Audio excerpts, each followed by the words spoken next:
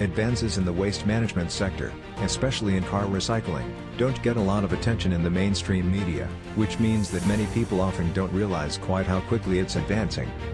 Shredding of automobiles and white goods will increase scrap availability in the country, which is the need of the hour since India's demand for steel is expected to grow in the coming years. Scrap generation from auto recycling, a big buck-making industry, also comes with the added perk of being environment-friendly by taking the old polluting vehicles off the roads. A car weighs 1,400 to 1,600 kilograms.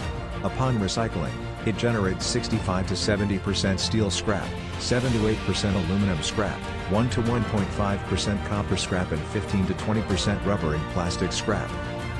Every year, the number of hazardous fluids and oils safely reclaimed by auto recyclers equals 8 Exxon Valdez disasters.